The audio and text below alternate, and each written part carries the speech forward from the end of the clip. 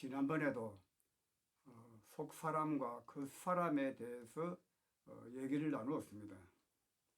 네, 오늘도 말씀해 보니까 마태복음 6장 25절에 보니까 그러므로 내가 너희에게 이르노니 목숨을 위하여 무엇을 먹을까 무엇을 마실까 몸을 위하여 무엇을 입을까 염려하지 말라. 목숨이 음식보다 중하지 않으면 몸이 의복보다 중하지 아니하냐.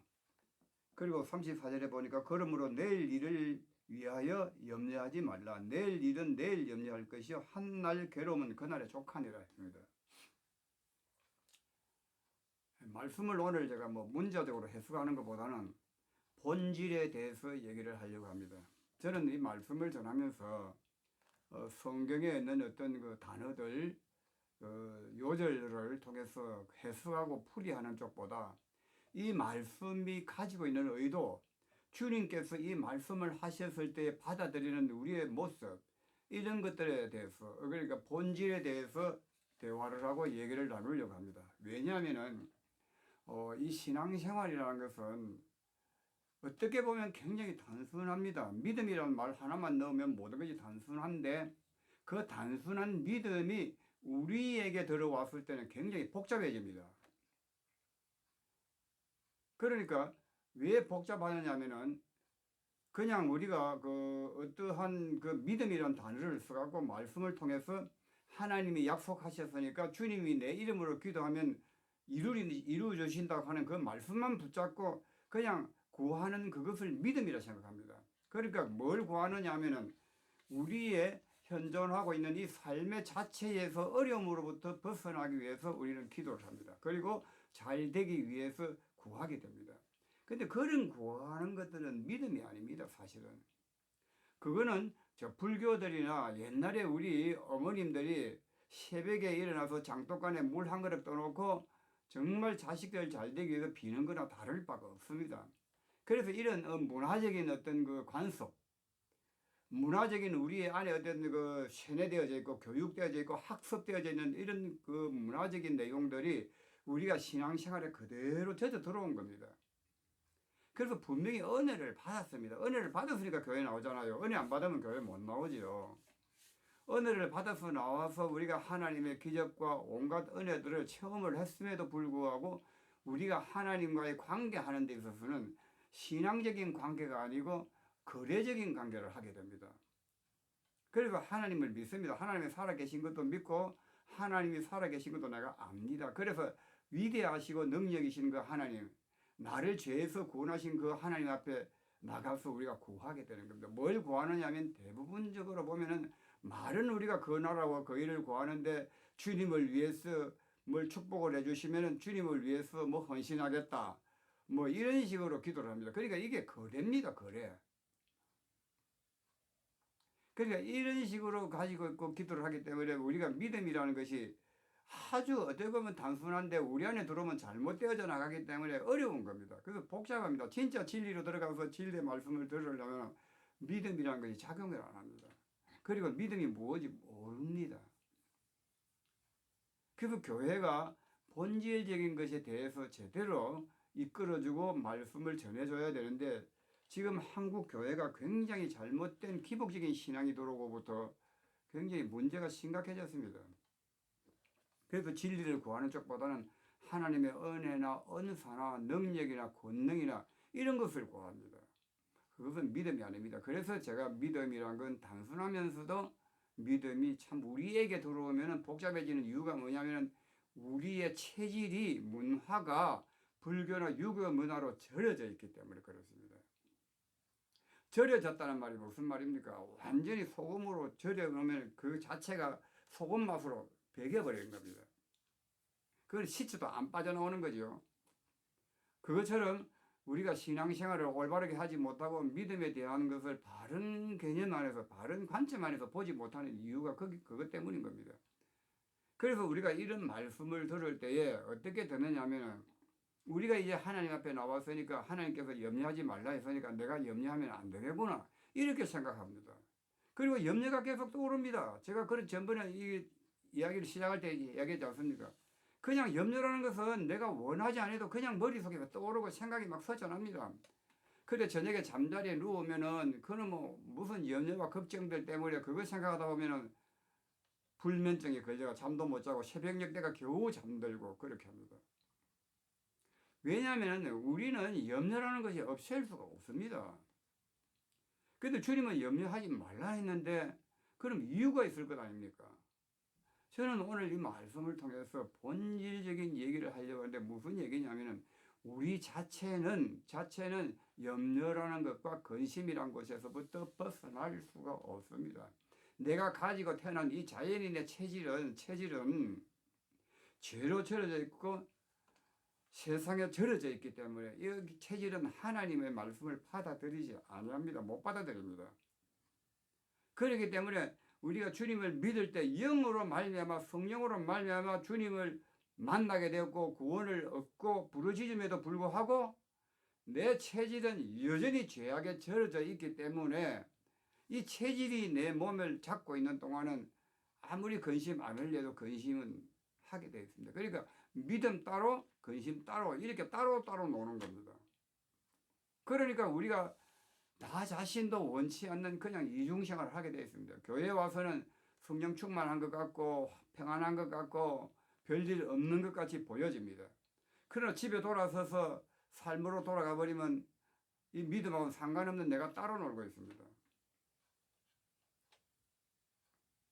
그래서 주일날 와서 기도하면은 이렇게 기도합니다. 주님 일주일 동안 알고 지은 죄 모르고 지은 죄 용서해 주시고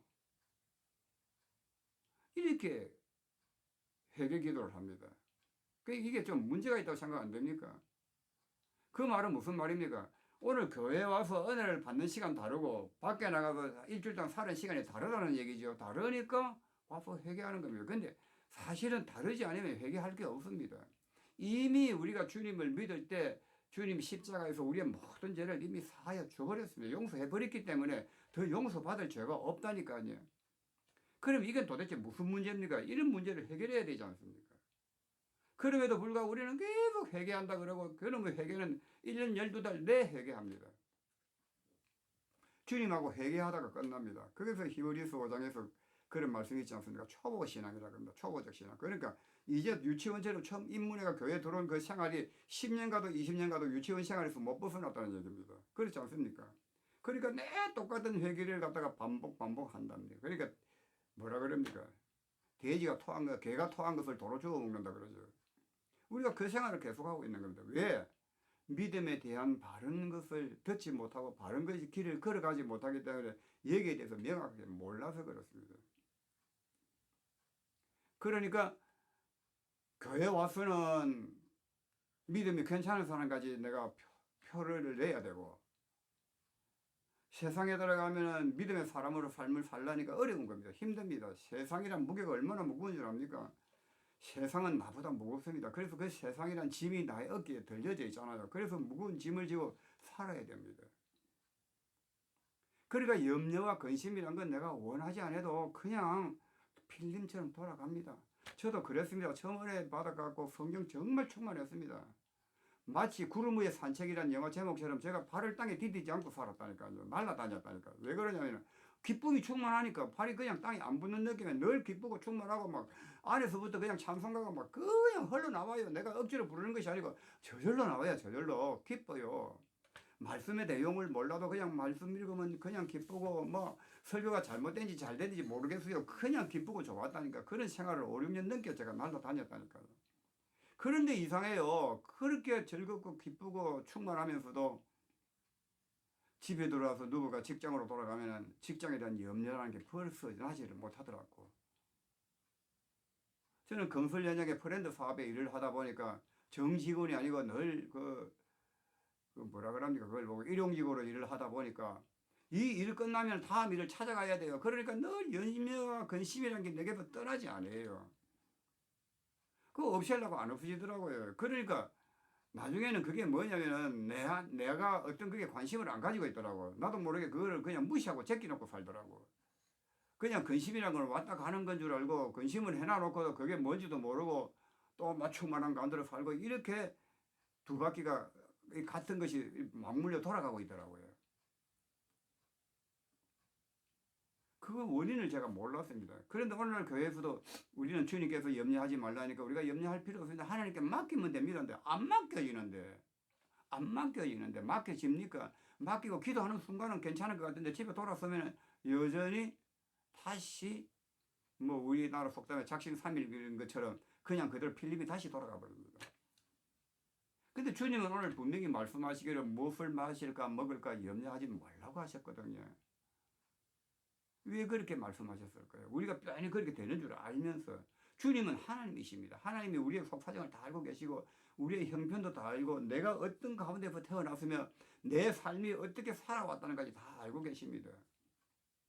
부모에게부터 사랑을 받지 못하고 세상으로부터 계속 미움을 받고 살았고 왕따 당하고 따돌림 당하고 살고 내 쪽에서 아무리 친구를 사귀려고 노력해도 안 사귀어지고 내 쪽에서 아무리 좋은 관계를 해보려고도 안 되고 다 알고 계십니다.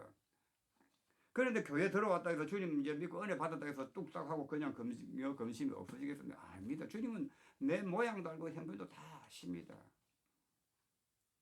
그러면 주님께서 오늘 이 말씀을 왜 하셨냐면은 우리의 본질로는 우리의 가지고 있는 이 체질로는 이게 안 된다는 것을 지금 바라고 주는 겁니다. 그러니까 이 말씀을 던졌을 때 우리에게 반응을 보시는 겁니다. 근데 우리는 어떻습니까? 주님 저는 안 되는데요. 저는 주님 믿고 은혜를 받았음에도 불구하고 염려와 근심에서 저는 벗어날 수가 없어요. 안 됩니다. 이렇게 한번 기도해 본 적이 있습니까? 안 했지 않습니까? 없애 달라고만 했죠. 이게 우리나라 말에 아다라고 다릅니다. 저는 영어는 잘 모릅니다만 영어에 보니까 애자가 보면 아 발음도 나고 발음도 나고 오 발음도 나더만요. 다 뜻이 다르다니까요. 그러니까 주님 내 염려와 근심을 없애달라고 기도하는 것과 주님 저는 염려와 근심에서 벗어날 수가 없습니다. 아무리 기도해도 안 없어집니다. 노력해도 안 됩니다. 주님 어떻게 해야 됩니까? 이렇게 주님 앞에 나가 고백하고 기도하는 건 천지차례 다릅니다. 뒤에 기도는 생명의 기도입니다. 앞에 기도는 종교적 기도입니다. 그러니까 종교적인 기도라는 건 뭡니까? 종교적인 관계는 자꾸 해달라는 겁니다. 해달랍니까? 바꾸어달랍니다. 고쳐달랍니다. 그게 종교적 기도라니까요. 그런데 믿음의 기도는 어떤 거냐면 주님 저는 안 됩니다. 저에게는 이게 대한 믿음으로 하지 말아야 되는데 저는 믿음이 안 되라고 이야기해야 됩니다. 주님 어떻게 해야 됩니까? 제가 어찌할 바를 모르겠습니다. 뭐가 문제입니까? 질문하고 묻고 하는 그 기도가 살아있는 기도가 생명의 기도입니다. 그런데 우리는 할 수 있다고 생각하거든요. 주님은 할 수 없다라고 말씀하시는데 지금이나 구약의 율법이나 뭐가 다릅니까? 율법을 하나님께 주시니까 이스라엘 백성들이 우리가 율법을 지키겠나이다 했는데 지켰습니까? 하나도 못 지켰습니다. 똑같습니다. 오늘 주님께서 오셔갖고 산상보호를 말씀하시면서 뭐 심령이 가난한 자를 이야기하시고 내 눈을 빼주라 그러고 겉옷을 달라면 속옷을 주라 그러고 오리를 가자면 심리를 가자 그러고 원수가 왼밤을 되면 오른밤을 대라 그러고 이렇게 합니다. 우리는 이걸 하려고 한다니까. 율법 시대나 지금이나 주님 앞에서는 또 은혜 아래나 똑같다니까. 우리가 은혜 아래 산다고 하면서 율법이 아니고 은혜로 구원을 받았다 하지만 실상은 우리는 여전히 율법 아래에 있다니까요. 왜? 하려고 하니까. 우리가 소금이 되어야 되겠다니까. 우리가 빛이 되게 돼. 안 된다고 제가 얘기하지 않았습니까? 이걸 발견하는 사람이 지혜로운 사람이에요. 어디서 성령께서 하시는 일이 말씀을 통해서 우리에게 우리는 죄로 말미암아 절여져 있어갖고 잘못된 문화로 신화적인 문화로 샤머니즘 문화로 내 체질이 절여 있기 때문에 올바른 관계를 할 수 없다는 것을 말씀하십니다. 그래서 성경은 우리에게 뭘 말씀하고 있습니까? 왜 무엇이 구원입니까? 새로 태어나는 걸 이야기하고 있습니다. 우리의 썩은 이 체질로는 하나님을 섬길 수가 없고 하나님 말씀대로 안 되니까 새로 시작해야 된다 이 말입니다. 그게 믿음이고 그게 신앙입니다. 새로 시작하는 겁니다. 그걸 가장 잘 얘기해 주는 것이 예수님께서 포도주 부대 이야기를 하셨지 않습니까? 새 포도주를 새 부대에 담아야 된다고 말씀하십니다. 새 포도주를 헌 부대에 담으면 부대가 터진다 그랬습니다. 그러니까 우리의 이 체질 속에는 하나님의 말씀과 하나님의 그 뜻을 담을 수가 없다 이 말입니다. 감당이 안 됩니다. 터져 죽어버립니다. 시내산 밑에서 백성들이 하나님께서 나오게 할 때 하나님이 못 나오게 하셨습니다. 왜냐하면 내가 돌격하여서 너희들이 죽을 것 같다 했습니다. 그건 뭐냐면 우리의 체질은 하나님 앞에 설 수 없습니다.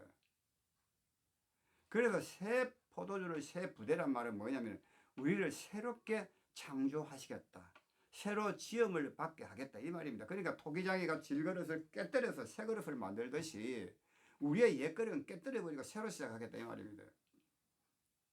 그래서 우리가 진짜 믿음의 기도와 신앙의 기도는 주님 저는 바른 것이 안 됩니다. 하나님 말씀한 대로 살아갈 수가 없습니다. 저를 새롭게 해주옵소서. 이렇게 기도해야 됩니다. 새로 지음을 받지 않으면 저는 불가능하다고 이야기해야 됩니다. 그걸 또 잘 표현해 주는 게 로마서 7장 아닙니까? 아무리 손을 행하려도 안 된다라고 얘기하지 않습니까? 안 된다니까요. 왜? 체질이 사망이기 때문에. 그러니까 우리의 이 체질을 하나님께서는 보게 하시고 분리시켜 주는 것이 또한 말씀이고 율법인 겁니다. 그래서 제가 오늘 이 말씀을 통해서 하고 싶은 얘기는 뭐냐면 말씀을 통해서 우리는 우리 자신을 만나야 되는 겁니다. 아, 내 체질이 하나님 말씀대로 안 되는 체질이구나. 살아갈 수 없는 체질이라는 것을 발견하게 되는 겁니다. 그래서 진짜 성령의 역사는 뭐냐면 기도를 바르게 하는 걸 가르쳐 주는 겁니다. 아, 주님, 저는 체질이 죄에 절여 있어서 사망입니다. 절대로 주님 하신 이 말씀대로는 안 됩니다라고 얘기해야 됩니다. 그럼 이걸 어떻게 해야 합니까? 주님께서 나를 새로 지어주고 새롭게 만들어주시고 새롭게 창조하셔서 내 새 사람을 장성케 하시고 성장케 해주셔야 됩니다. 그 시간대가 있습니다. 그러니까 처음은 우리가 신앙생활 할 때는 영으로 충만할 때는 육이 보이지 않습니다. 옛날에는 육으로 절여 살았던 육이 갑자기 안 보이고 성령에 충만한 영의 사람만 보입니다. 그러다가 어느 시점이 되면은 이게 보이는 단계가 아니고 자꾸 내가 육으로 하려는 단계가 나옵니다. 그러니까 하나님 말씀을 내가 섬길 수 없는 그 순간이 온다 이 말입니다.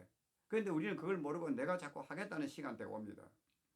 그런데 이 시간대가 지나고 하나님께서 우리를 다루셔서 말씀으로 성령께서 우리를 진리 가운데로 인도받으면 받을수록 내가 하나님 말씀대로 살려가는 내가 있다면 그렇게 하지 못하는 내가 있다는 것을 발견케 하는 겁니다. 그러니까 갈라디아에서 하는 얘기가 그 얘기가 아닙니까?